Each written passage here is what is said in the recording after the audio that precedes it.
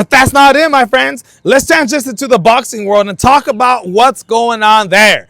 As you guys heard, Jake Paul has officially been ranked by the WBA. He is the 14th cruiserweight in the world, my people. Hey, your boy Jake Paul, coming from nothing, coming from being a YouTuber, fighting guys like Nate Robinson, shout out to Ben Askren, fighting guys like Julio Cesar Chavez, Anderson the Spider Silva, Tommy Fury, all these guys who are washed up and old. Mike Tyson has officially defeated and a washed up Julio Cesar Chavez Jr. and is now ranked number 14th in the whole world for all the cruiserweights, my friends. Now, let me tell you something. I guarantee you, he is not the 14th best cruiserweight in the world.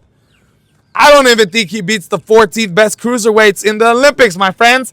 But I'm not here to diminish him. The man has worked hard. The man has did everything it has took in. He's put his rounds inside the ring. He's did his training. He's did his rounds in sparring to be able to get here to this fight and to this moment where he beat Julio Cesar Chavez Jr. Even though I think Julio just went in there to get the bag, my people, still, they give him the number 14th rank in the WBA rankings. Now, who is the champion for the WBA cruiserweights, my friends? Zuro Ramirez. Yes, my people. Hey, Zuro Ramirez versus Jake Paul, Mexicano versus, if you want to call him a Puerto Rican, because that's what he's claiming, El Gallo, you guys.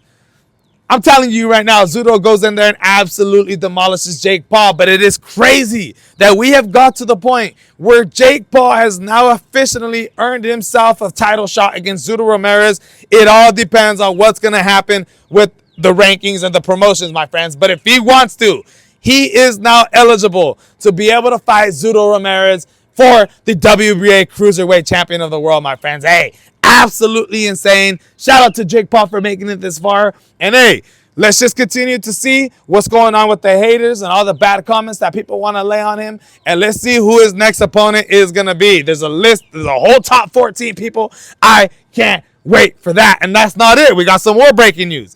You also got Tyson Fury saying that he wants to come back to boxing. He wants to come back, and he is open to coming back to fighting Anthony Joshua for one last fight. Now, you guys know Tyson Fury versus Anthony Joshua is a fight that everybody has been wanting for the last 6 years. I mean, this is a fight that people been begging for. It is one of the super fights out of the three mega. I mean, back in the days, you would have said Deontay Wilder, Anthony Joshua, and Tyson Fury were the cash kings, the three kings of the heavyweight division. It ain't like that anymore, my friends, but we still want to see this matchup, man. I'm so excited, but I have a question.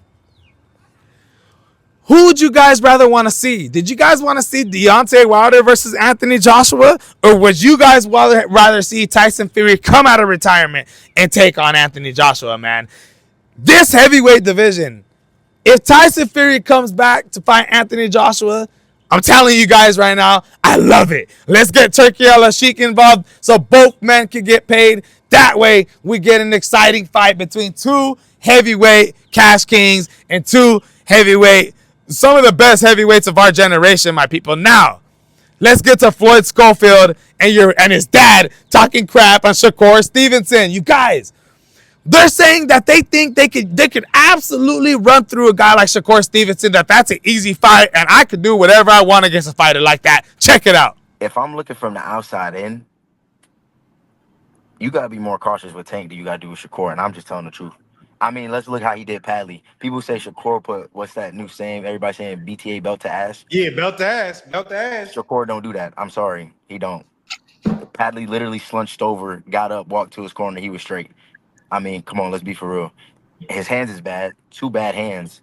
So I don't got to worry. I could probably stick my face out for a whole round and not worry. That's just me. I'm just being funny at the end of the day. So I think Tank would be the fight where I got to be way more cautious than I had to do with SHAKUR. I could fight SHAKUR however I want to be honest, but yeah. Guys, I get Floyd Schofield and his dad are absolutely confident right now. They feel like they're the best in the world. He's calling out Gervonta Tate Davis. He's over here calling SHAKUR Stevenson an easy fight, that this is nothing for him, that he can do whatever he wants to him. My people, Floyd Schofield has the confidence of a beast, of a man, and I love to see it, but don't get me wrong.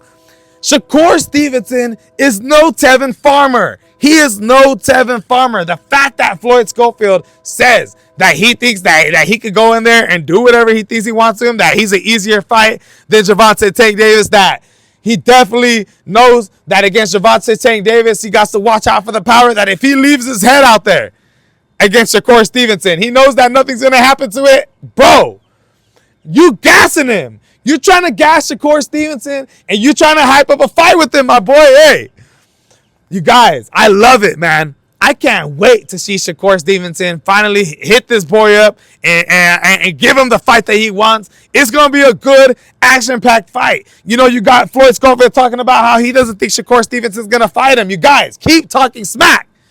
I'm telling you, man, SHAKUR's going to come out here and humble a lot of people, but don't get me wrong, it's an absolutely fantastic fight. That's not it, man. His dad ended up joining the interview right after him and started calling out SHAKUR Stevenson's resume. He started saying, you guys, name me 3 A-level fighters that SHAKUR Stevenson has beaten. Name me 3 A-level fighters that SHAKUR Stevenson has beat. And everybody said Oscar Valdez. And he said, what? Check it out. You know the crazy thing? I'm going to ask you and I'm going to ask the other people this because it's not hate. It's just real fact. Give me 2 or 3 A-level fighters SHAKUR fought. Or B. For anybody to say that he's this great, let's deal with fact. Give me 2 or just 2 A-level or B-level he fought. Yeah, give me even 1 A-level he fought. I can't say A-level no. But B-level, I would say Oscar Valdez was a B-level. I knew you were going to say that. Oscar Valdez is C-level all the way. You know he ain't no B-level fighter. He beat Gilbert. Guys, I get the criticism of SHAKUR Stevenson's resume. When you look at his top 3 fighters that he's probably fought, it probably has to be Edwin De Los Santos, Oscar Valdez, and maybe Robinson Casejo. I think Robinson was better than Jamahal Herring, my friends. Now, those aren't A-level fighters. We all understand that. Don't get me wrong. Josh Padley is not a Schofield. I definitely do think Floyd Schofield is better than Padley, my friends, and I do think he gives him a better shot than SHAKUR Stevenson. But that doesn't mean that I think Floyd Schofield could come in here and beat SHAKUR Stevenson. I'm not talking about Gervonta Tank Davis right now in this video because I don't even think Gervonta Tank Davis wants to fight anybody. We don't know when he's going to fight, who he's going to fight. He probably will end up fighting Floyd Schofield because Floyd wants that fight and Floyd Schofield's a youngin. Out of any other fight that Gervonta Tank Davis could fight, he could fight your boy SHAKUR Stevenson and try to unify the bouts.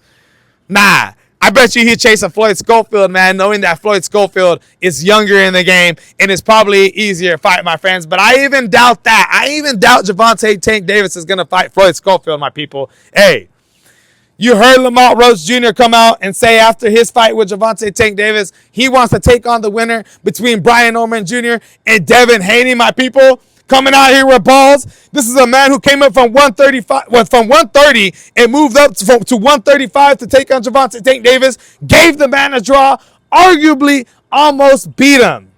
Now, he's talking about moving up to 147 and facing the winners out of Brian Norman Jr. and Devin Haney.